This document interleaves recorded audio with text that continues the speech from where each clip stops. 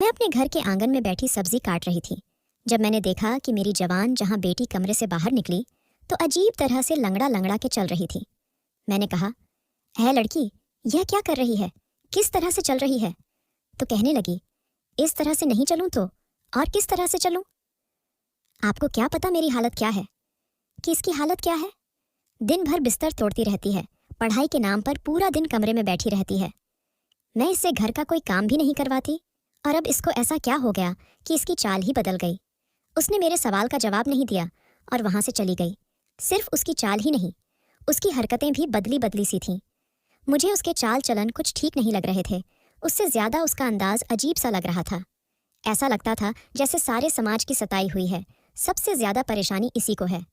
खैर, अभी यह सभी सोच रही थी कि मेरा पति कमरे से बाहर आया। मैंने कहा, आप रात को बेटियों के कमरे में सो गए थे?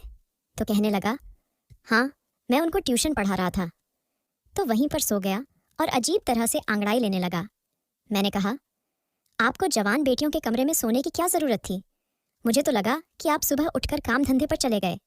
तो कहने लगा, नहीं, अभी काम पर जाऊंगा। वह मेरा मर्द था, मैं उसकी हरकतें पहचानती थी।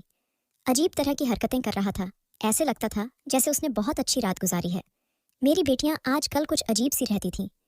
एक दिन मेरे पास आई और कहने लगी कि अम्मा, तुझे क्या बताएंगे, इस घर में क्या हो रहा है? मैंने कहा, क्या मतलब? तो कहने लगी, यह जो बापू है आके हमारे कमरे में सो जाता है, तुझे पता है यह हमारे साथ क्या करता है? मैंने कहा, क्या करता है? तो उसने ऐसी बात बताई कि मैं अपना सर पकड़ के रह गई। उसने कहा, बापू रोज रात को हमारे साथ। मेरे पति का नाम राजू था, मुझसे उम्र में कम था। सब कहते थे कि तुझे इतना जवान पति कहाँ से मिल गया? तो मैं कहती थी कि मेरी किस्मत अच्छी है और तुम लोग क्यों जलते हो? राजू कहता था कि उसे अपने से बड़ी उम्र की औरतों में दिलचस्पी है, इसीलिए उसने मुझसे शादी की थी और मेरी जिंदगी उसके साथ बहुत अच्छी गुजर रही थी। घर था, परिवार था, अच्छा पति था, और क्या चाहिए था? उसकी कमाई भी अच्छी थी, घर में पैसे लेकर आता था और मेरे पास भी कुछ पैसे थे जो मैंने जमा किए हुए थे। मैं लोगों के कपड़े वगैरह भी सिया करती थी। अपने हाथ में भी कुछ माल वगैरह होता था। बेटियों की पढ़ाई करवा रही थी। मेरी 3 बेटियां थीं जिनकी उम्र में 1-1 साल का फर्क था, लेकिन पता नहीं चलता था क्योंकि अब तीनों ही जवान हो गई थीं। मेरे पति के साथ संबंध बहुत अच्छे थे। हम लोग पूरे परिवार में मशहूर थे। सब कहते थे कि लज्जो के तो भाग खुल गए हैं। लज्जो जैसे ही किस्मत सबकी नहीं होती। मेरा नाम लज्जो था। दरअसल मेरा नाम लजवंती था, लेकिन प्यार से मुझे लज्जो कहते थे। मैं भी जवान और खूबसूरत थी। 3 जवान बेटियों की मां नहीं लगती थी। मेरी बेटियां भी मुझ पर गई थीं और बहुत ही ज्यादा सुंदर थीं। उनको देखकर मुझे बड़ी खुशी होती थी, इसलिए मैं चाहती थी वह जिंदगी में कुछ बन जाएं। उनकी पढ़ाई करवा रही थी ताकि वह बड़ी अफसर बन जाएं। राजू बहुत पढ़ा लिखा था।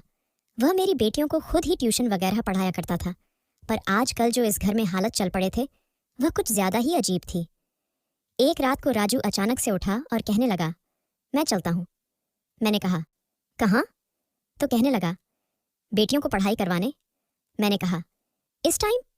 तो उसने कहा, अरे तुझे नहीं पता, उन लोगों के टेस्ट चल रहे हैं। अब पढ़ाई में क्या दिन और क्या रात, रातों को बैठकर पढ़ाना पड़ता है, तब कहीं जाकर अच्छे नंबर आते हैं। तुझे नहीं पता, आजकल बड़ा कंपटीशन हो गया है रे। मैंने कहा, अच्छा, फिर जल्दी आ जाना। तो कहने लगा, क्यों, मेरे बिना दिल न लगेगा तेरा? मैंने कहा, तेरे बिना मेरा दिल लगता है। तू ही तो मेरा सुहाग है, सब कुछ है तू मेरा। और फिर आज देख, मौसम कितना अच्छा था और तू चल दिया उन्हें पढ़ाने के लिए। उसने कहा, उनकी पढ़ाई ज्यादा जरूरी है मेरी जान, तो फिक्र नहीं कर, हमारे पास तो सारे जिंदगी पड़ी है। कभी कभी मुझे बड़ी खुशी भी होती थी कि उसे बेटियों की बहुत फिक्र थी, वरना उसे क्या था, वह अपने सारे काम तो कर रहा था, पैसे कमा के ले आता था, मुझे भी खुश रखा हुआ था। अगर यह न भी करता तो कोई फर्क नहीं पड़ता, लेकिन मुझे अच्छा लगता था कि उसे हम सबकी इतनी फिक्र है। एक दिन मैं बाजार में जा रही थी, जब मुझे मेरी एक सहेली मिली। उसने कहा, क्या हाल है तेरा और तेरा पति कैसा है? मैंने कहा, ठीक है, बिल्कुल, बड़ी अच्छी जिंदगी गुजर रही है उसके साथ खुश हूँ। यह बात सुनकर मेरी सहेली हैरान हुई और कहने लगी कि अच्छा, तेरी जिंदगी अच्छी गुजर रही है, पर मैंने तो कहा था कि तेरी उसके साथ जिंदगी कभी अच्छी नहीं गुजरेगी। मैंने कहा कि हाँ, मुझे याद है, तू तो मेरी शादी वाले दिन मुझे मंडप से उठाने के लिए आ गई थी। तूने राजू को किसी लड़की के साथ पकड़ लिया था ना, लेकिन देख, यह जो मर्द होते हैं ना, इनका शादी से पहले 100 जगह चक्कर होता है, लेकिन वह लड़की इनके लिए सबसे ज्यादा आगे होती है जिससे यह शादी करते हैं। राजू खूबसूरत है, जवान है, उसके पीछे हजारों मरते होंगे, पर शादी तो उसने मुझसे की है। देख, ये जो मर्द होते हैं ना, ये ऐसे ही होते हैं। अब आप कहीं से ऐसा मर्द ढूंढ कर नहीं ला सकते जो बहुत ही अच्छा हो और उसने कभी किसी लड़की को नजर भर के भी ना देखा हो। ऐसा मर्द ढूंढने निकलेंगे ना तो कोई भी नहीं मिलेगा। थोड़ा बहुत तो सोचना पड़ता है। वह क्या कहते हैं, इंग्लिश में एडजस्ट करना पड़ता है। वह कहने लगी, हाँ, मुझे पता था कि तू बड़ी अच्छी तरह एडजस्ट कर लेगी, लेकिन यह नहीं पता था कि इतने सालों तक कर लेगी। चल, अच्छी बात है, कोई अपने घर में खुश रहे तो हमें क्या, पर तेरा पति आंखों का बड़ा कच्चा है, उसकी आंखें बड़ी मटकी हैं। मैंने कहा, अब नहीं, ऐसा होता नहीं, अब तो मैं ही मैं हूँ, सिर्फ अपनी उंगली पर लपेट लिया है। मैंने उसको हम दोनों सहेलियों ने हंसना शुरू कर दिया। वह भी हंसने लगी। उसने कहा, यह तो फिर बहुत अच्छा हुआ, अगर तूने ऐसा कर लिया है तो और क्या चाहिए। चल ठीक है, मैं चलती हूँ, घर बदल रही हूँ, इसलिए बहुत मसरूफ हूँ। मैंने कहा, जब घर बना ले तो मुझे बताना, मैं तेरे घर तुझसे मिलने आऊंगी, साथ तेरा घर भी देख लूंगी। उसने कहा, तू आ जाना, लेकिन अपने पति को लेकर ना आना। मैंने कहा, यह क्या बात कर दी, पति को लेकर क्यों ना आऊं? तो उसने कहा, मुझे गलत न समझना, पर मेरी जवान बेटी है। मैंने कहा, कैसी बातें कर रही है तू इस बात पर? वह फिर से हंसने लगी और कहने लगी कि उस पर तुझे भरोसा है, मुझे नहीं है। मुझे पता था कि वो मजाक कर रही है, इसलिए मैंने उसकी बात का बुरा नहीं माना। मैं इस बात को मान गई थी कि खूबसूरत मर्द के पीछे अगर बहुत सारी लड़कियां हो तो उसमें कसूर लड़कियों का है, उसे मर्द का नहीं। अब तो ये रोज रोज होने लगा। कह, मेरा मर्द राजू बेटियों के कमरे में पढ़ाई करवाने के बहाने जाता और वहां पर बैठ जाता। मैं उसका इंतजार करती रहती, जबकि वह कहकर जाता था कि मैं जल्दी आ जाऊंगा, लेकिन मैं भी पूरे दिन के काम होते थकी होती थी तो सो जाती थी। सुबह वह बेटियों के कमरे से बाहर निकलता था। मैं पूछती, क्या रात भर क्या करते रहे तू? तो कहता, कह, पढ़ाते पढ़ाते ही नींद आ गई थी, पता ही नहीं चला कब सुबह हो गई। मैंने कहा, ऐसी भी कौन सी नींद? तो कहता, कह, तुम्हें तो पता है मैं जवान आदमी हूँ, मुझे तो ऐसी ही नींद आती। मैंने कहा, क्या, और मैं क्या बुरी हूँ? तो कहने लगा, नहीं नहीं, तुम तो मुझसे भी ज्यादा जवान हो। मेरा मर्द बातें बहुत अच्छी अच्छी करता था, यही वजह थी कि मैं उसके सामने कुछ बोल नहीं पाती थी। मैंने अपनी बेटी रिमला को लंगड़ा लंगड़ा के चलते देखा था। ये कोई आम बात नहीं थी। आखिर क्या मसला था? जब मैंने उससे पूछा तो उसने मुझे कहने लगी, कोई बात नहीं है। कहने लगी, कोई भी बात नहीं है, मैं बिल्कुल ठीक हूँ, और ठीक तरह से चलने की कोशिश करने लगी।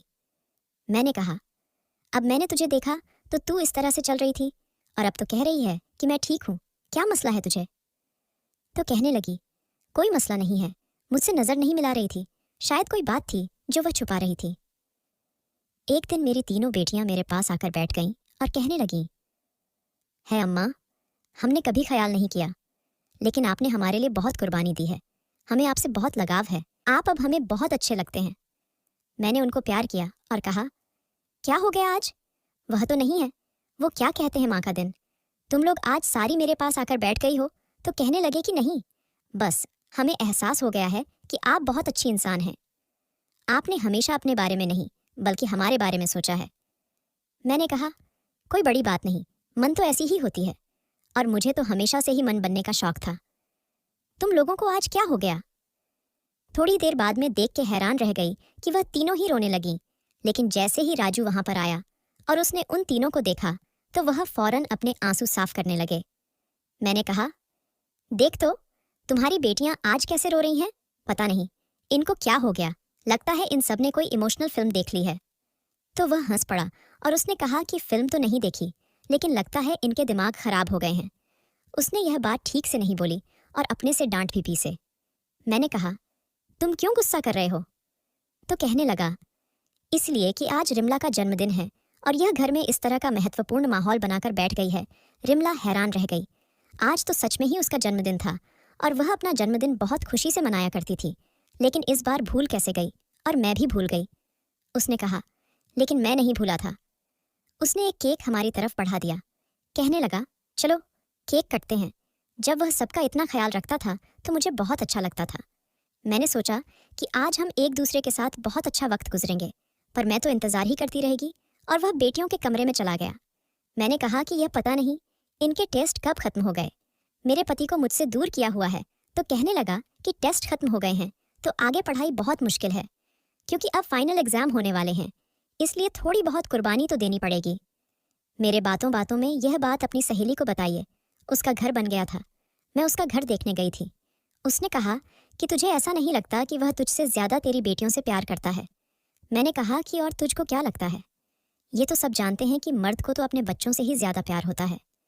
इसमें ऐसी कौन सी बात है? तो कहने लगी कि नहीं, यह सब कुछ थोड़ा सा अजीब है।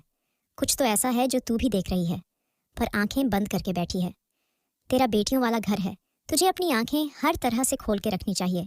शायद जो वह मुझे समझाना चाह रही थी मैं ना समझ सकी। मुझे लगा कि वह यह कह रही है कि अपनी बेटियों पर नजर रखा कर क्यों, कि इसके बाद जो हुआ वह बहुत अजीब था। एक दिन रिमला की तबीयत अचानक से खराब हो गई। मैंने कहा कि क्या हो गया? तो कहने लगी, लगता है मैंने कुछ उल्टा सीधा खा लिया। मेरे पेट में बहुत दर्द हो रहा है और मुझे उल्टी भी आ रही है। मैंने कहा कि चल तुझे डॉक्टर के पास ले जाती हूँ। तो कहने लगी कि नहीं, नींबू पानी पी लूंगी तो ठीक हो जाऊंगी। डॉक्टर के पास नहीं जाने का दिल नहीं कर रहा। मैंने कहा कि मरीज का कहाँ दिल करता है डॉक्टर के पास जाने का, लेकिन तबीयत ज्यादा खराब हो गई तो क्या होगा? राजू भी वहां पर आया तो मैंने उसे परेशान होकर कहा कि इसकी तबीयत बड़ी खराब है और डॉक्टर के पास भी नहीं जा रही। उसने कहा कि इतनी भी खराब नहीं है, पढ़ाई की टेंशन की वजह से ऐसा हुआ है, ठीक हो जाएगी, तो परेशान नहीं हो। आगे पीछे तो वह मेरी बेटियों की बहुत फिक्र करता था, पर आज इस तरह से कहने लगा कि जैसे उसको कोई फिक्र नहीं है। उसने कहा, छोड़ दो, थोड़ी देर में ठीक हो जाएगी। मैंने कहा कि यह क्या बात हुई? तो कहने लगा कि जवान लड़की है, जवान बंदा जल्दी ठीक हो जाता है। तू चल मेरे लिए खाना लगा दे, मुझे बहुत भूख लगी है। राजू मेरी बेटियों का इतना ख्याल रखता था कि उसकी यह नानी से हरकत भी मुझे हिलाकर रखकर आज उसने रिमला की फिक्र क्यों नहीं की? रिमला की तबीयत वाकई थोड़ी देर बाद ठीक तो हो गई, लेकिन मैं जब उसके लिए चाय बनाकर कमरे में जाने लगी तो अंदर बैठी अपनी बेटियों की बातें सुनकर मैं दरवाजे पर ही रुक गई। वह कह रही थी कि भगवान करे यह कुत्ते की मौत मरे, इसको सुकून ना आए, शाम शान ले जाने के लिए भी कुछ न बचे। ऐसा बुरा आदमी हमने अपनी जिंदगी में नहीं देखा, और हमारी मान का भी दिमाग खराब कर रखा है। ये बातें सुनकर मैं हैरान रह गई, या किसके बारे में बात कर रही थी? मेरी छोटी बेटी ने कहा कि उसको छोड़ अपने बारे में सोचने, रिमला क्या होगा? अगर माँ को यह बात पता चल गई तो वो तो जीते जी मर जाएगी। रिमला कहने लगी कि दिल करता है मैं ही खुदकुशी कर लूं।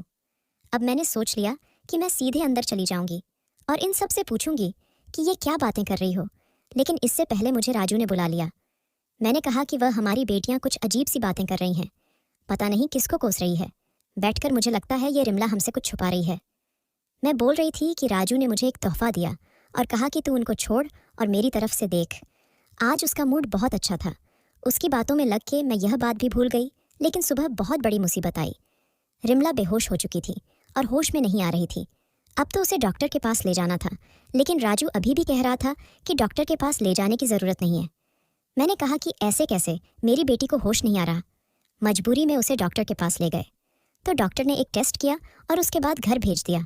कहने लगी कि इसको बहुत कमज़ोरी हो रही है, लगता है इसमें खाना नहीं खाया। आपको टेस्ट की रिपोर्ट में फ़ोन पर बता दूंगी। 2 घंटे के बाद डॉक्टर का फ़ोन आया और बस उसके बाद तो जैसे हम सभी की ज़िंदगी बदल कर रह गई थी। डॉक्टर ने बात ही ऐसी बताई थी।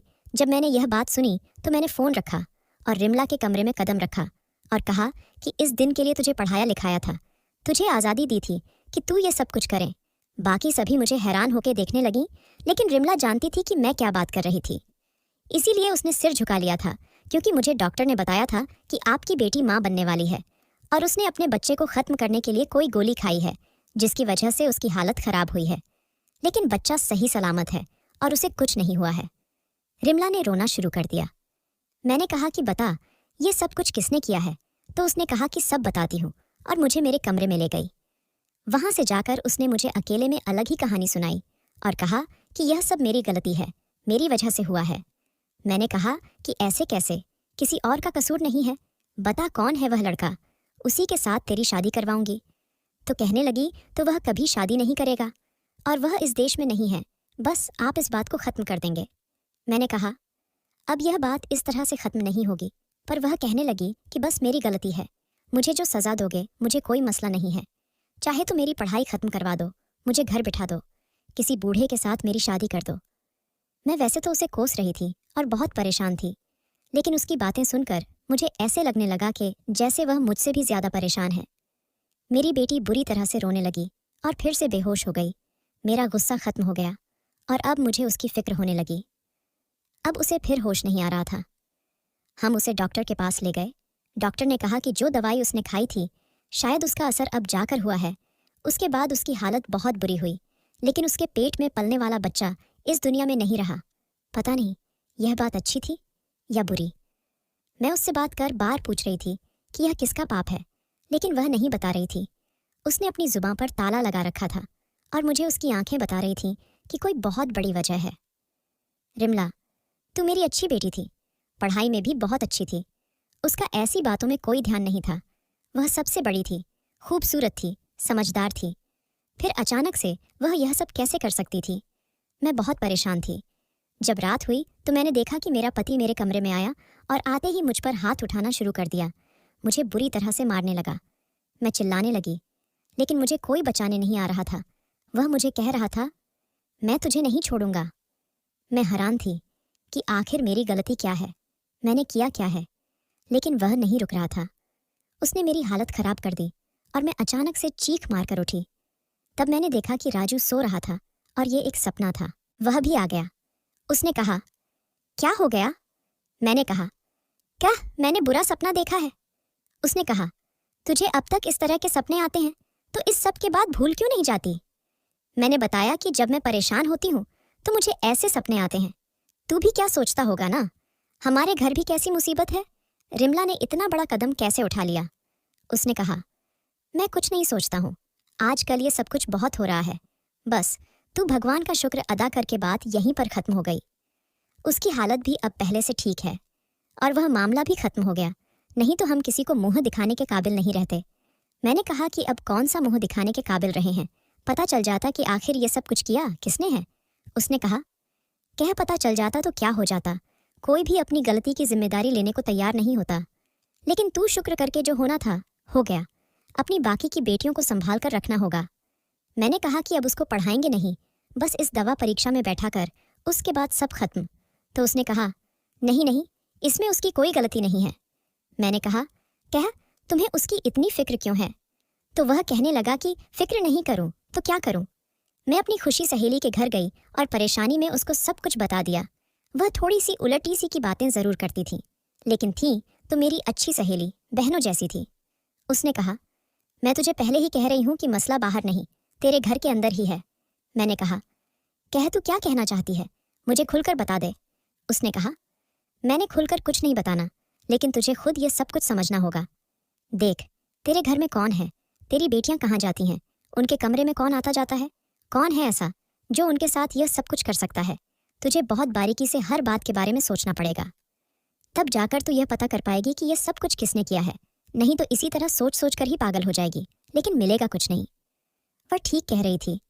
कोई तो ऐसी बात थी जिसको मैंने देख नहीं रही थी। मैं आजकल बहुत परेशान थी। जब मैं एक दिन राजू को किसी से फोन पर बात करते हुए सुना, वह कह रहा था, मैं तो स्वर्ग में रहता हूँ, मेरे साथ बहुत अच्छा हो रहा है, मेरे आसपास तो परियां ही परियां हैं। इस बात पर वह हंसने लगा। एक तरफ हमारे घर में इतना बड़ा तूफान आया था कि अभी तक कोई भी नॉर्मल नहीं हो पाया, तो दूसरी तरफ यह इतना खुश होकर कैसे बातें कर रहा था। कहने लगा, औरत बड़ी झाली होती है तो कोई है ही नहीं, और मेरी वाली से बड़ी पागल तो कोई है ही नहीं। मैं अचानक से कमरे के अंदर चली गई तो उसने फोन बंद कर दिया। मैंने कहा, किससे बात कर रहे थे? तो कहने लगा, वह मेरी मौसी है ना, गोरखपुर वाली, उससे बात कर रहा था। मैंने कहा, आज उसको तेरी याद कैसे आ गई?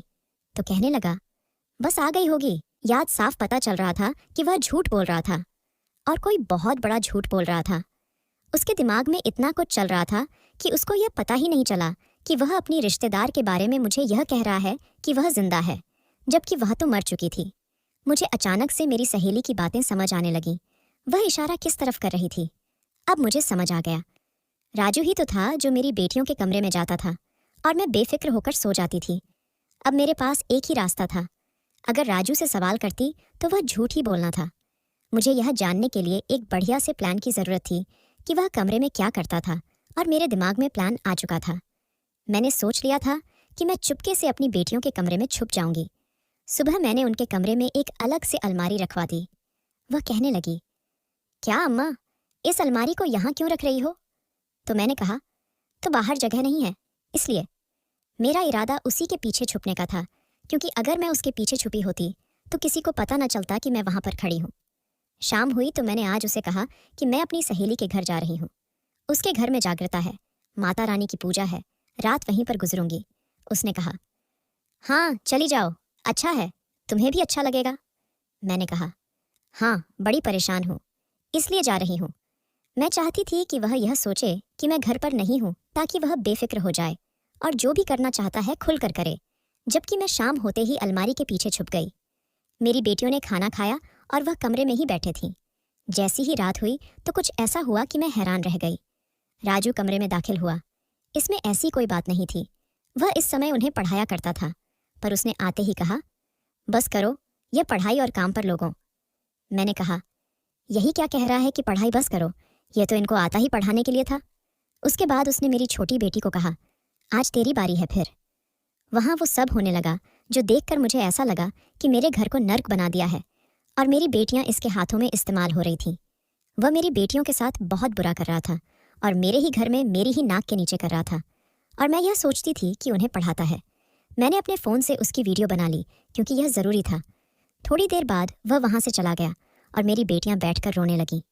इसका मतलब वो बच्चा जो रिमला की कूख में था, वो भी मेरे पति का था। आज मुझे वो दिन याद आ गया जब मैंने राजू से शादी करने का निर्णय लिया था और सब ने मुझे रोका था, मना किया था। कह, ऐसा न कर, मेरा पहले पति इस दुनिया से चला गया था। वह बहुत निर्दयी इंसान था, रोज मुझ पर हाथ उठाता था, बिना वजह ही मुझे मारने लगता था। कहता था, तू लड़कियां पैदा करती जा रही है और मुझे बेटा चाहिए। उसने मुझे एक दिन भी खुश नहीं रखा और मेरा जीवन बर्बाद कर दिया। ये तीनों बेटियां उसकी ही थीं। उसके देहांत के बाद मेरी जिंदगी में राजू आया, जवान और कम उम्र का लड़का, जिसे मुझसे पागलों जैसी मोहब्बत थी। पर आज समझ आया कि उसको मुझसे कोई मोहब्बत नहीं थी। वह तो किसी और काम से आया था। उसे तो एक तीर से 4 शिकार करने थे, एक में और मेरी 3 जवान बेटियां। मैं फूट फूट कर रोने लगी। मुझे सब लोगों ने रोका था। सब ने कहा था, लाजो तू पागल हो गई है, स्वार्थी बन गई है, सिर्फ अपने बारे में सोच रही है, अपनी बेटियों के बारे में नहीं सोच रही। मैंने कहा, लेकिन क्यों ना सोचूं अपने बारे में? मेरे पहले पति ने मुझे बहुत तंग किया, मुझे इंसान नहीं समझा। क्या मेरे सीने में दिल नहीं है कि मेरी इच्छा ही नहीं है? अगर मैं उससे शादी करना चाहती हूँ तो तुम सबको क्या है? और शादी के बाद राजू ने हमेशा मेरी बेटियों को अपनी बेटी समझा था, लेकिन यह सब कुछ एक नाटक था। वैसे तो उनका बहुत ख्याल रखता था, मैं तो भूल ही गई थी उनका बाप नहीं है। इतना ख्याल तो उनके अपने बाप नहीं रखा था, लेकिन उसने यह साबित कर दिया कि सौतेला बाप कभी अपने बाप की जगह नहीं ले सकता। मेरा कसूर यही था कि मैंने उस पर बहुत ज्यादा भरोसा किया था। मुझे ऐसा नहीं करना चाहिए था। इसलिए कहते हैं, सब कुछ कभी एक जैसा नहीं रहता। मुझे सोचना चाहिए था, गलती मेरी थी। वह वहां से चला गया और मैं अपनी बेटियों के सामने आ गई। मुझे देखकर वह हैरान रह गई और उनको पता चल गया कि मैं सब कुछ जानती हूँ। मैंने कहा कि तुम सबने मुझे बताया, क्यों नहीं बताई तो सही। उन्होंने रोते हुए कहा, वो कहता था कि तूने अपनी मान को सब कुछ बताया तो मैं तुम्हारी मान को जान से मार दूंगा, उसे खत्म कर दूंगा। हम ऐसा नहीं चाहते थे, क्योंकि आपके अलावा हमारा कोई था ही कौन, इसलिए हम डर गए। उसने हमें कहा था कि मैं तुम्हारी मान को बहुत आसानी से खत्म कर सकता हूँ, और वह ऐसा कर भी सकता था। फिर रिमला के साथ जो कुछ हुआ उसका जिम्मेदार भी यही है, और यह बहुत वक्त से हो रहा है। मैंने कहा कि तुम लोगों को मुझे बताना चाहिए था। तुम्हारा अपना बाप जैसा भी था, लेकिन डरपोक नहीं था, बहादुर आदमी था। तुम्हारे अंदर उसी का खून है। मेरी बेटियां बहुत रो रही थीं, पर मैंने उनको कहा कि बस अब सब खत्म हो गया, अब मैं तुम सबका बदला लूंगी, तुम फिक्र नहीं करो। उसने कहा कि आप क्या करोगी? मैंने कहा कि मैंने सोच लिया है कि मैं क्या करना है। तुम लोग अपना सारा सामान लो, अपने स्कूल जाओ, जाने की तैयारी करो, क्योंकि हम यह शहर हमेशा के लिए छोड़कर जाने वाले हैं। 1 हफ्ता है तुम लोगों के पास अपनी तैयारी करो, पर किसी को बताना नहीं। मुझे मेरी बेटियों ने कहा कि शहर छोड़ने से क्या होगा? मैंने कहा कि ये हमें तलाश कर लेगा, बस तुम लोगों को जो कहा है वह करो। मैंने कहा था, ठीक है। मैंने जो वीडियो बनाई थी वह मेरे पास सबूत था। मैंने पुलिस स्टेशन में जाकर रिपोर्ट करवानी थी और साथ उनको वीडियो भी देनी थी। उसके बाद पुलिस वालों ने उसे ज़रूर पकड़ लेना था। मैं शहर छोड़ने की तैयारी कर ली और अपनी बेटियों को भी समझा दिया कि क्या करना है और कैसे करना है। राजू को पता भी नहीं था उसके साथ क्या होने वाला था। वह बिल्कुल अज्ञान था। हम सब एक दूसरे के साथ थे। मैं बहुत तरह से सब कुछ कर रही थी क्योंकि अब हम गलती नहीं कर सकते थे। पहले ही मुझसे बहुत गलती हुई थी। मेरी दोस्त जानती थी राजू एक बुरा इंसान था।